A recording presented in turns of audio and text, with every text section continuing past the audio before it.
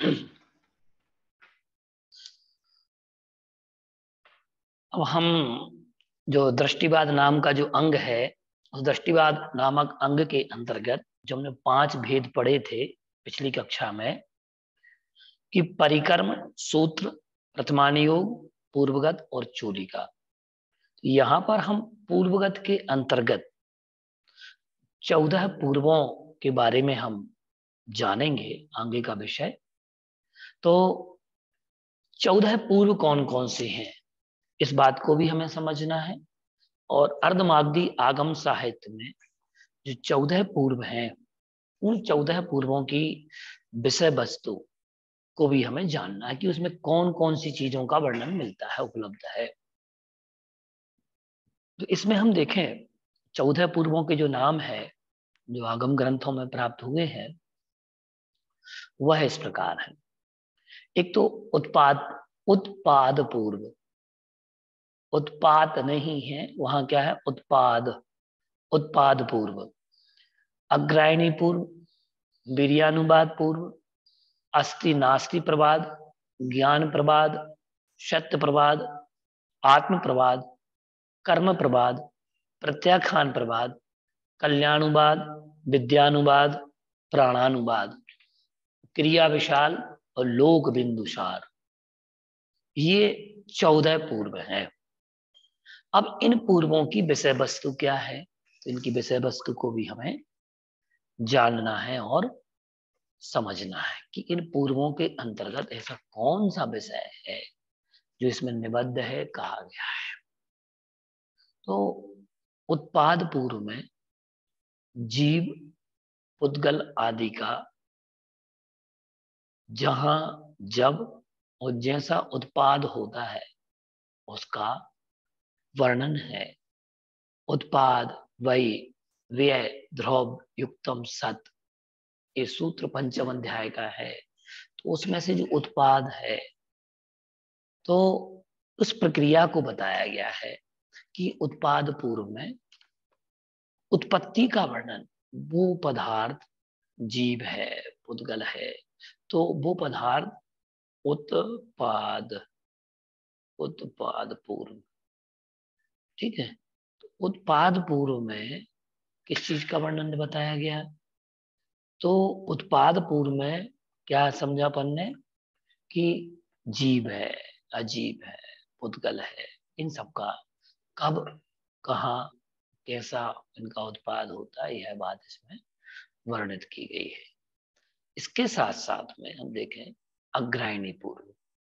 अग्रायणी पूर्व जो है, वह अग्रायणी पूर्व में क्रियावाद आदि की प्रक्रिया स्वसमय का विवेचन किया गया है।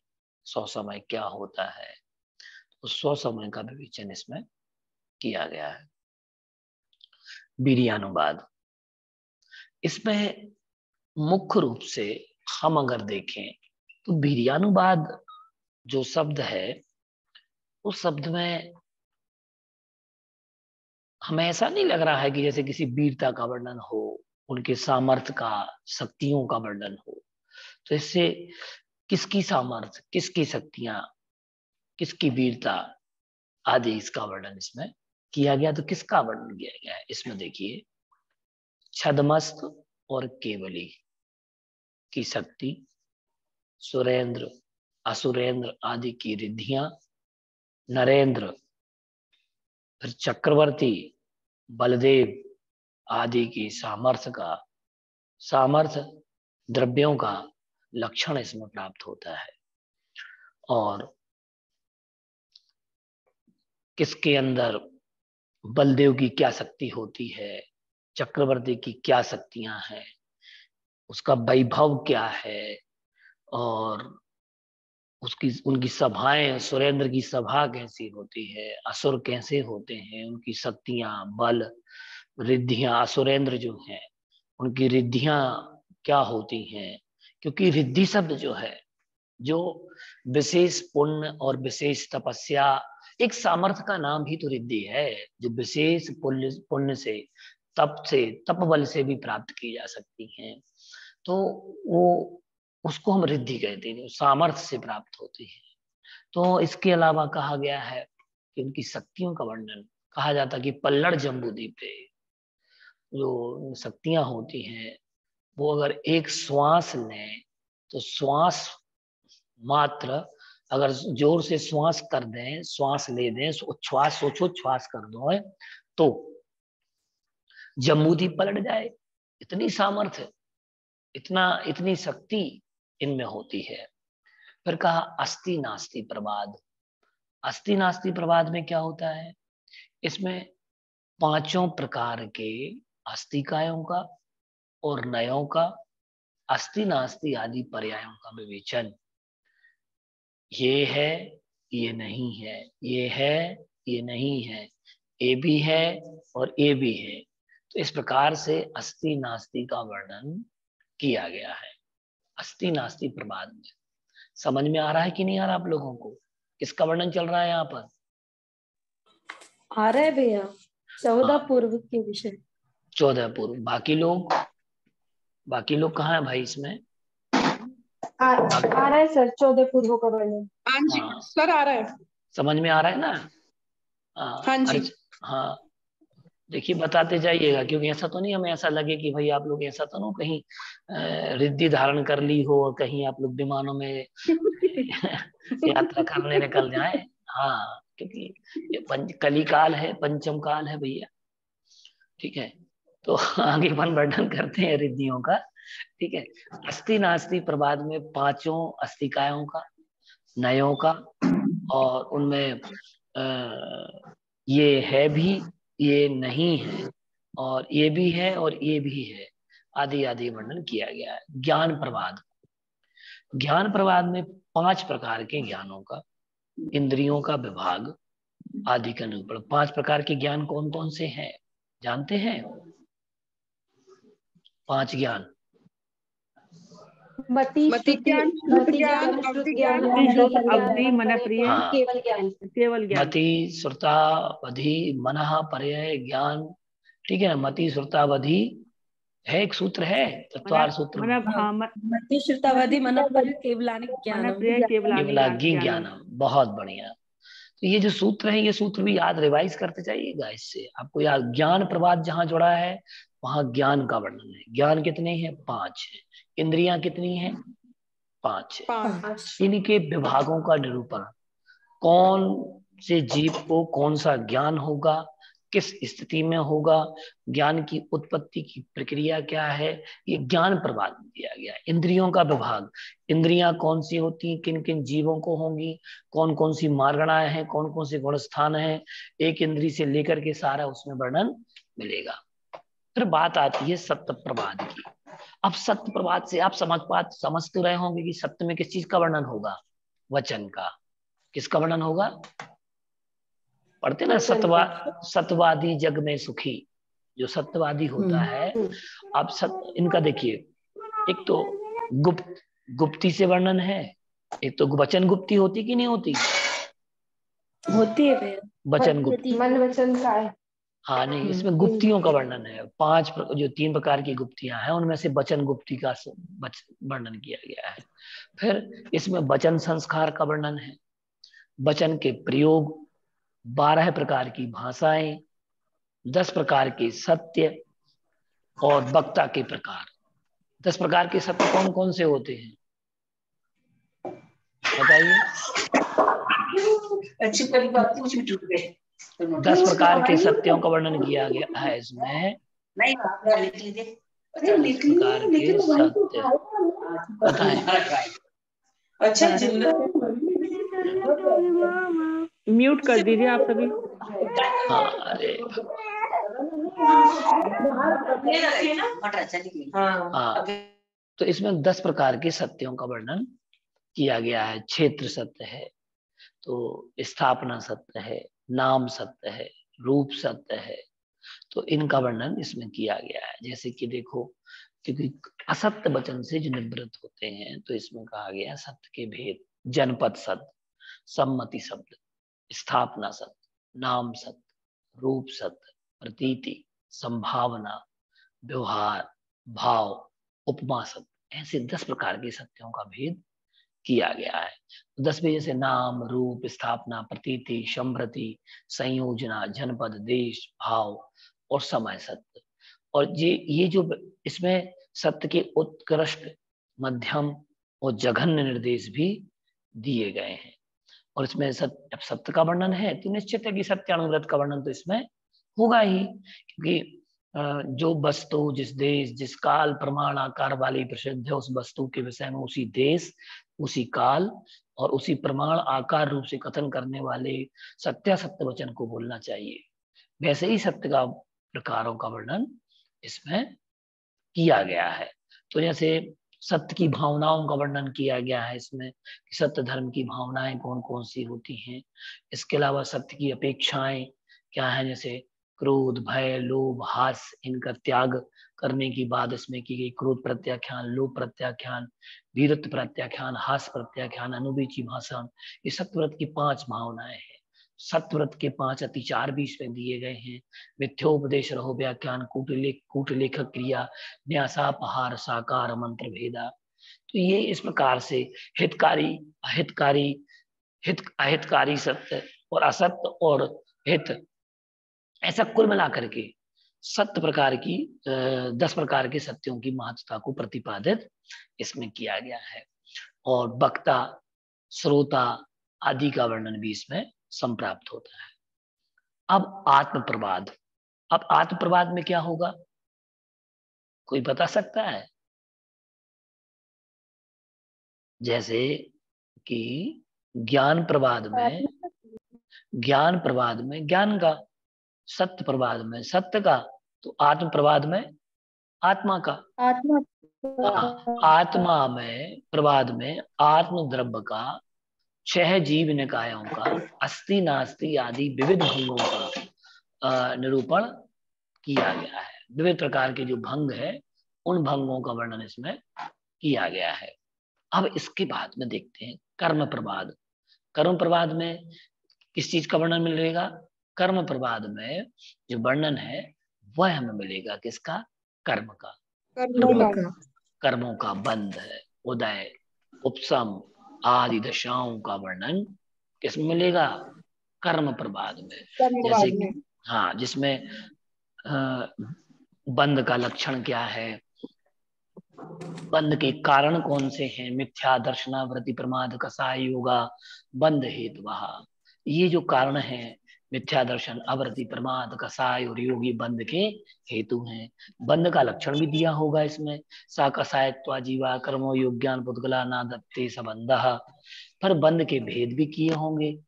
प्रकृति स्थित्य अनुभाव भाव प्रदेश प्रदेशास्तद विदेयः। प्रकृति के बंध, जो प्रकृति के मूल बंध हैं और प्रकृति बंध के मूल भेद हैं, उनका भी वर्णन किया। जैसे यादो, ज्ञान, दर्शनावरण, वेदनीय, मोहनी, आयु, नाम, गोत्र, अंतराया। ये कर्म के 8 भेद भी इन्होंने किए होंगे वर्णित। इसके साथ प्रकृति के उत्तर बंध भी दिए होंगे कि कितने प्रकार का होता है। जैसे ज्ञानावरण है जो 5 प्रकार का दिया, मति, श्रुतावधि, मनः, पर्याय, केवलानाम। दर्शनावरण कर्म 9, केवलानाम ये ज्ञानावरण उसका है 5वां, इसका 8वें अध्याय का 6वां सूत्र होगा। फिर दर्शनावरण कर्म के 9 भेद कर दिए, चक्षुर चक्षुरवधि, केवलानाम, निद्रा निद्रा निद्रा, प्रचला प्रचला प्रचला, स्त्यान गृभ्यश्च। ये दर्शनावरणी कर्म के भेद प्रभेद कर दिए। वेदनी कर्म के 2 भेद किए हैं, सद सद वेद्य, सद और असद। पर मोहिनी कर्म के 28 भेद कर दिए, मतलब वेदनी कर्म के 2, साता वेदनी और असाता वेदनी।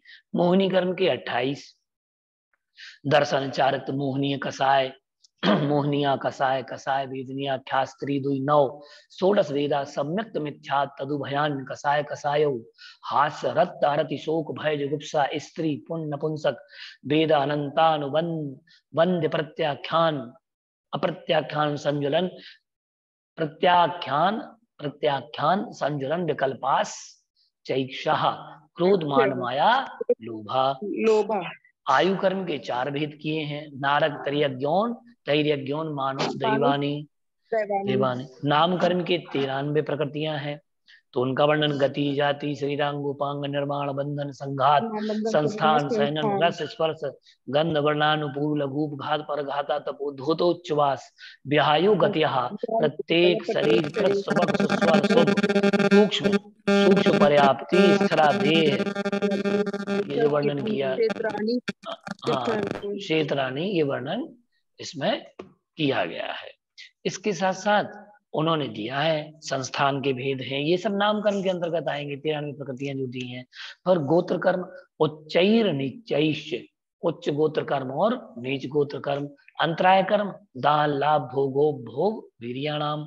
फिर स्थिति बंध भी दिया होगा कि आदि तस्त्रिषाम अंतराय त्रिंशत सागरूपम कोटि कोट्या पराय स्थिति, ये वर्णन सप्त त्रिमोहनीय। तो ये जो वर्णन दिया गया है, तो इन कर्मों की स्थितियां क्या है, यहाँ कुल मिलाकर के उनका उदय कब होगा, उपशम कब होगा, आदि दशाओं का और स्थिति आदि का वर्णन कर्म प्रवाद में किया गया है। समझ में तो आ रहा है ना।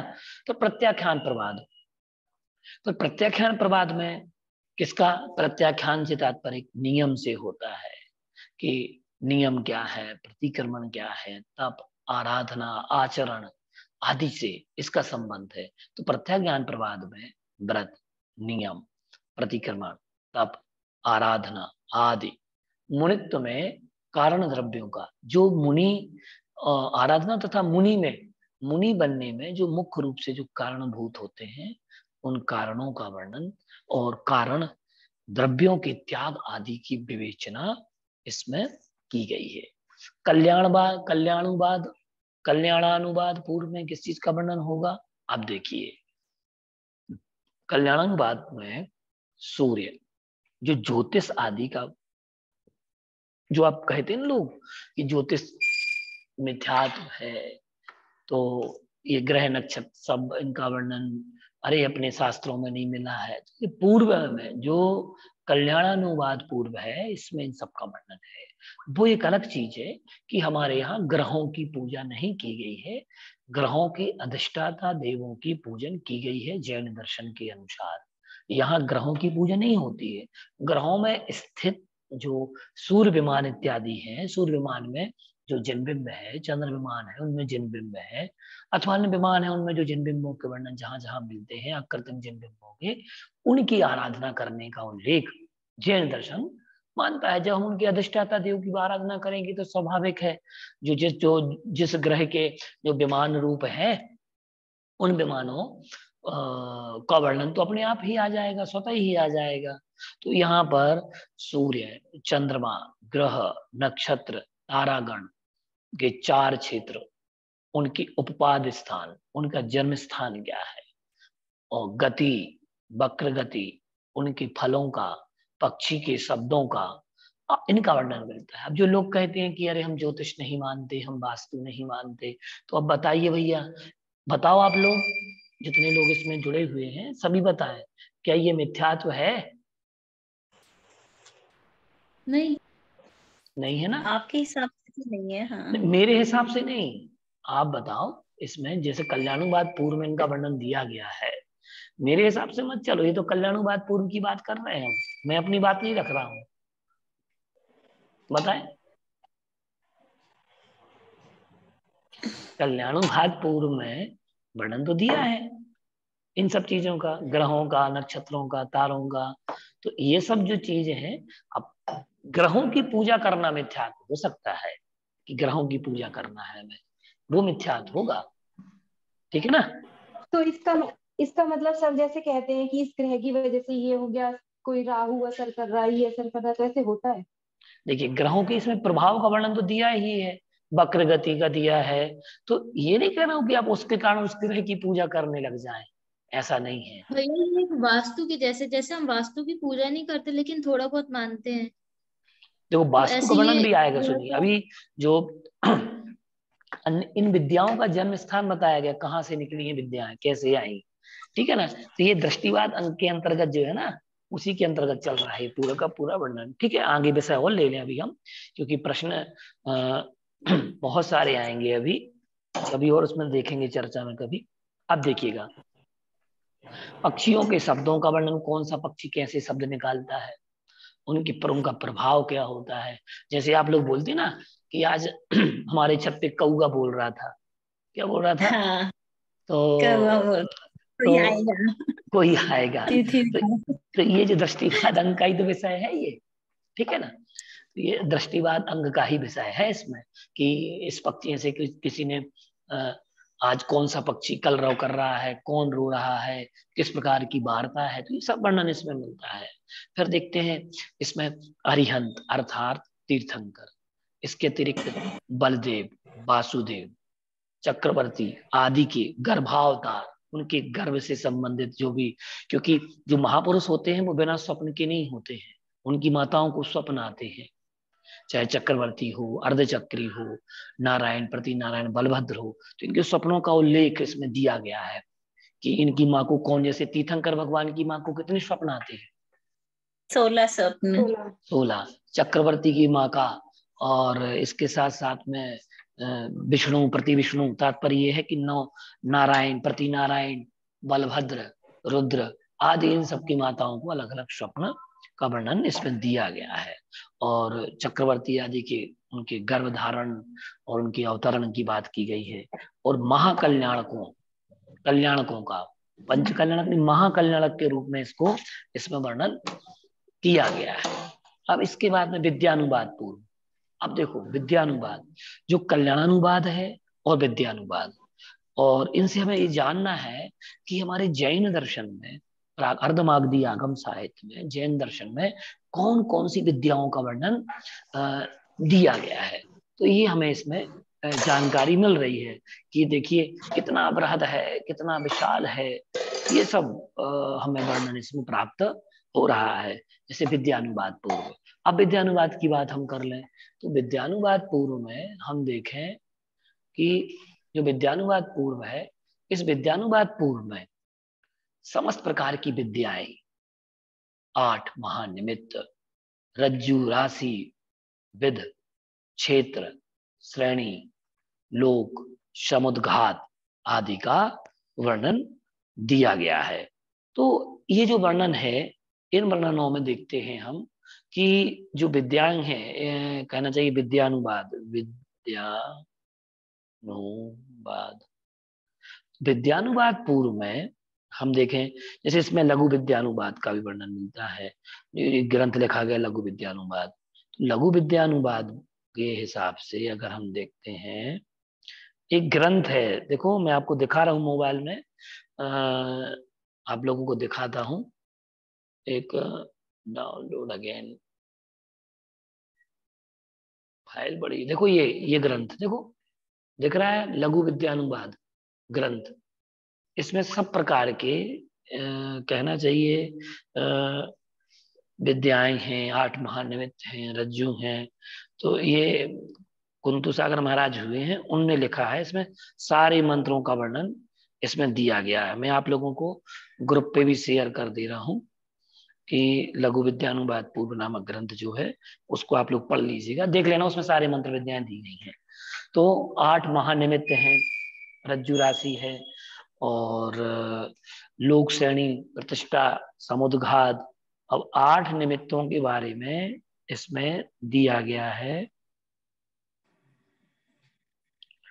दिखा रहा हूं आप लोगों को, बता देता हूं। तो इसमें लोक, प्रतिष्ठा, 8 महानिमित्त,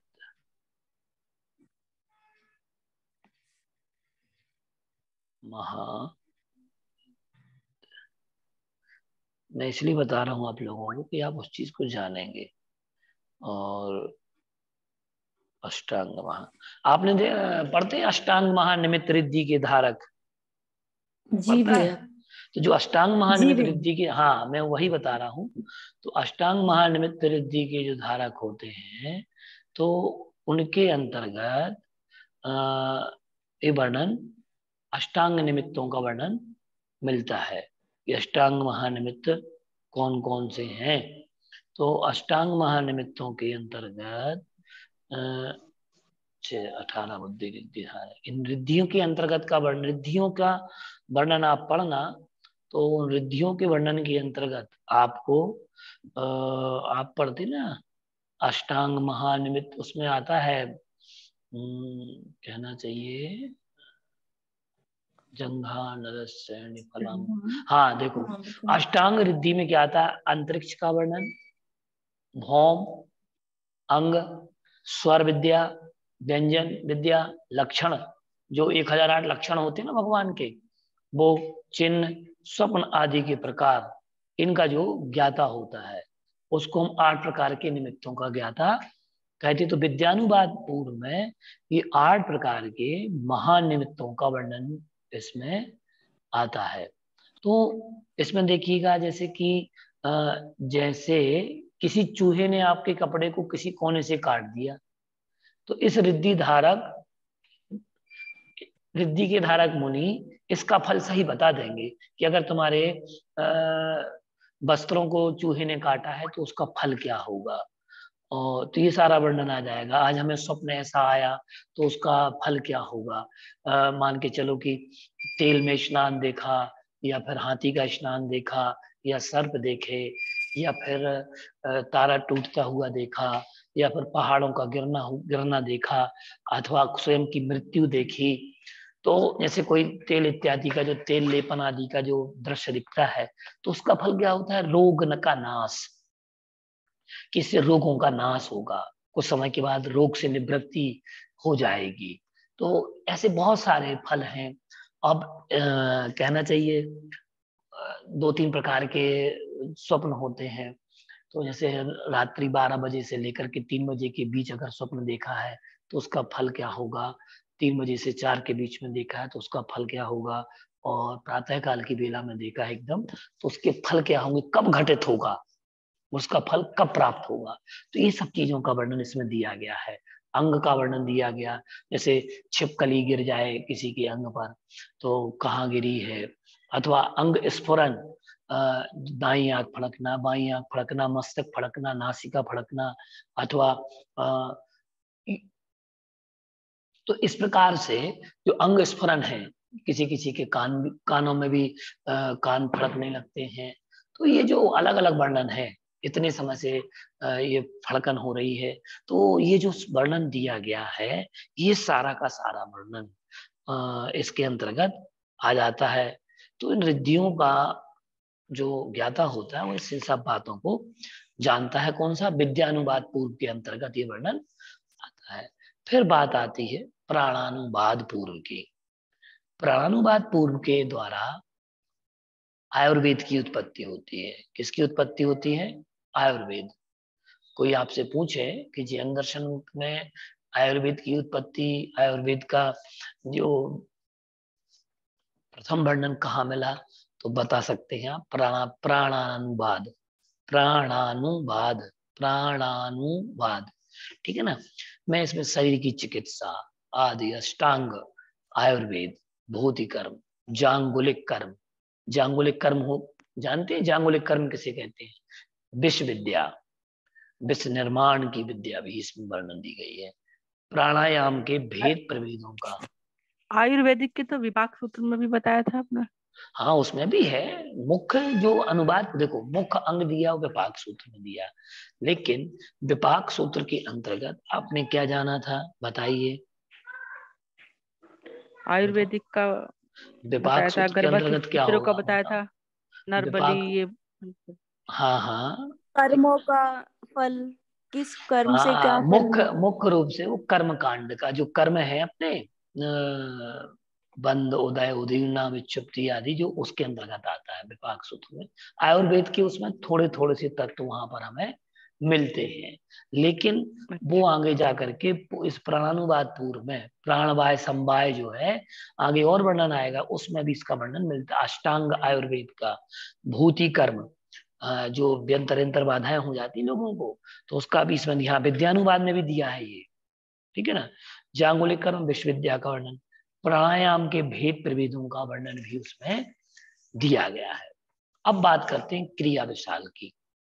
जो क्रिया विशाल नाम का 13वां पूर्व है, और उसमें लेखन कला और 72 कलाएं और स्त्रियों के 64 गुण, या उनको हम 64 कलाएं भी कह सकते हैं, पुरुषों की कितनी कलाएं होती हैं? 72। और 72 कितनी? 72 72 कलाएं। और स्त्रियों की कितनी कलाएं या गुण? 64 64। एक दोहा आता है, कला 72 पुरुष की, तामे दो सरदार, एक जीव की जीविका, दूजो निज उद्धार। अर्थात 72 कलाएं पुरुष की होती हैं तो 64 कलाएं स्त्रियों की होती हैं। तो ये जो कलाएं दी हैं, उन कलाओं का वर्णन आपको किसमें मिलेगा? क्रिया विशाल पूर्व में। इसके अलावा शिल्प कला का वर्णन, मूर्ति निर्माण है, चित्रकारी है, और भी जो कलाएं हैं उन कलाओं का वर्णन किसमें मिलेगा आपको? शिल्प कला का वर्णन क्रिया विशाल। काव्य संबंधी जो गुण है वो भी आपको क्रिया विशाल में वर्णित होंगे। तो क्रिया विशाल का वर्णन इसमें है। अब इसके बाद काव्य संबंधी गुण है, दोष है, उनकी विधियां हैं, इन सब का वर्णन और छंद निर्माण की कला भी क्रिया विशाल पूर्व में मिलेगी। छंदों का निर्माण कहाँ से होता है, छंद की विधि क्या है, छंद का लक्षण क्या है, कौन से छंद में कितने अक्षर होते हैं, कितने वर्ण होते हैं, वर्णिक छंद, मात्रिक छंद और भी अन्य कई प्रकार की छंद शास्त्र में क्रिया विशाल नामक पूर्व में दिए गए हैं। लोक बिंदुसार पूर्व लोक बिंदुसार पूर्व में 8 प्रकार के व्यवहार है, 4 बीज हैं, राशि परिक्रम है, गणित के सूत्र लोक बिंदुसार पूर्व में आपको मिलेंगे कि अगर गणित वगैरह के जो सूत्र है वो भी इसमें प्राप्त होते हैं। अब हमने ये 14 पूर्वों के बारे में जान लिया। चूलिका बची, तो चूलिका में कितने हैं? जलगता, स्थलगता, मायागता, आकाशगता, रूपगता। ये चूलिका के 5 भेद हैं। पूर्वगत के 14 भेद हो गए, चूलिका के 5 भेद हो गए और परिक्रम के 5 भेद हो गए थे, ठीक है ना, मुख्य रूप से वहां पर।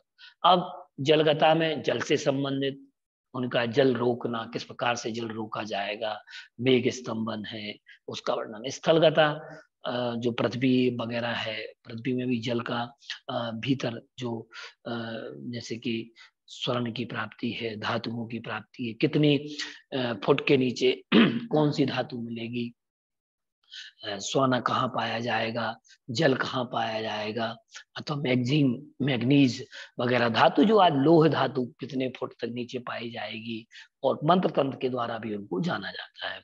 मायागता, इंद्रजाल, भ्रम पैदा करना, इसकी विद्या मायागता में दी गई है। रूपगता, जिसमें अलग अलग प्रकार के रूप बना करके व्यक्ति प्रकट हो सकता है, आदि आदि। तो इस प्रकार का वर्णन इसमें दिया गया। आकाशगता में आकाश गमन करने वाले आकाश गमन में जो जो जिस प्रकार की विद्याओं का वर्णन मिलता है, उपयोग का वर्णन मिलता है, उपकरणों का वर्णन मिलता है, वो इसमें प्राप्त होता है। इसके बाद में अंगबा है, जो हमने बताए थे आपको, सामायिक है, चतुर्विंशति सौ है, वंदना, प्रतिक्रमण, वैनय, कृतिकर्म, 10 वैकालकों का, उत्तराध्ययन, कल्प व्यवहार, कल्पाकल्प, महाकल्प, पुंडरी, महापुंडरी को निषिद्धि का, ये वर्णन भी हम इस प्रकार से जानेंगे। कल की कक्षा में हम जानेंगे उपांगों को, कि जो 12 अंग है, 12 अंगों के अतिरिक्त उपांग कौन कौन से हैं, और उपांगों, ये भी अर्धमागधी साहित्य ही है उपांग। और आप लोगों से जो पूछा जा सकता है कि उपांगों में से किसी एक अंग के विषय के वर्णन कीजिए, विशेष रूप से व्याख्या प्रज्ञप्ति का वर्णन करें, या फिर पूछ लिया जाएगा आपसे कि आप पूर्वगत का या 14 पूर्वों का वर्णन करें। तो ये सब इस तरीके से प्रश्नों के रूप में आपसे पूछे जा सकते हैं। तो इस प्रकार से हमने दृष्टिवाद अंग के अंतर्गत ये सारी चीजें, सारी व्यवस्थाएं हमने जान ली कि इसके अंतर्गत क्या क्या होता है। 363 मत है और इसके 5 भेद किए गए, परिक्रम है, सूत्र है, प्रतिमान योग है, पूर्वगत है और चूलिका है। इसके बाद में हमने देखा कि परिक्रम के 5 भेद कर दिए, व्याख्या प्रज्ञप्ति, द्वीपसागर प्रज्ञप्ति, जम्बूद्वीप प्रज्ञप्ति, सुप्रज्ञप्ति और चंद्र प्रज्ञप्ति। इसके अलावा फिर हम आ गए प्रथमानुयोग पर, अनुयोग पर, तो प्रथमानुयोग का वर्णन किया गया। फिर पूर्वों का 14 पूर्वों का वर्णन कर दिया गया। फिर सूत्र में आ गए और चोलिका में आ गए। तो यहाँ चोलिका में किस चीज का वर्णन कर दिया इनने? जलगता, स्थलगता, मायागता, आकाशगता और रूपगता। ठीक है ना। तो इस प्रकार से हमने ये बात जानी समझी। कल की कक्षा में हम जानेंगे जो उपांग है वो कौन कौन से होते हैं, और अर्धमागधी आगम साहित्य के अंतर्गत उपांगों की विषय वस्तु को भी हमें जानना है। और आप लोगों को सब समझ में आया कि नहीं आया आज की कक्षा का? 14 पूर्व आगे भैया 14 पूर्व समझ में आ गए ना आप लोग? 14 पूर्व समझ में आ गए ना आप लोगों को? हाँ आ रहा है। चलिए। एक बार वीडियो सुन में तो आ रहे हैं सर, लेकिन ये याद कैसे रहेंगे? हो जाएंगे याद, चिंता मत करो, उसकी टेक्निक भी हम बता देंगे आप लोगों को, सब याद हो जाएगा। पहले सुनो मेरे तो। पास 14 अंक के बीच की क्लास छूटी हुई है, वो आपने भेजा नहीं वीडियो। कौन सा? ये आइडियो, इसका ये सूत्रकृतांक और स्थानांक के बाद जो नेक्स्ट क्लास लगी थी वो मैं अटेंड नहीं कर पाई थी भैया। वो सेंड कर दिए ग्रुप पर? नहीं है ये भैया। पहुंच गई। कौन सा चाहिए? मेरे को मैसेज कर देना, मैं बता दूंगा आपको। ठीक है, ओके ठीक। मेरे को पर्सनल मैसेज डाल देना, मैं देख के बता दूंगा। और आप लोग चैनल पे जाकर के देख सकते हैं, डॉक्टर आशीष जैन यूट्यूब पर। ठीक है, उसपे सारी कक्षाएं डली हुई हैं। ठीक है जी ओके जी। चलिए बढ़िया है।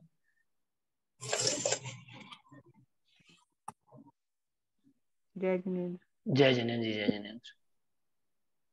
आगे आप लोग इसी तरह पढ़ते चलो और सुनो। अभी पहले सुनिए, फिर आपको उसको मैटर आपको दे देंगे पूरे, तो उससे आपको काफी सहूलियत हो जाएगी। उसको सुन करके भी याद हो जाएगा, और हम आप लोगों को पीडीएफ फाइल दे देंगे। पीडीएफ फाइल से आप लोगों को बहुत सहूलियत हो जाएगी। इसी की पीडीएफ हम आपको दे देंगे कोर्स की।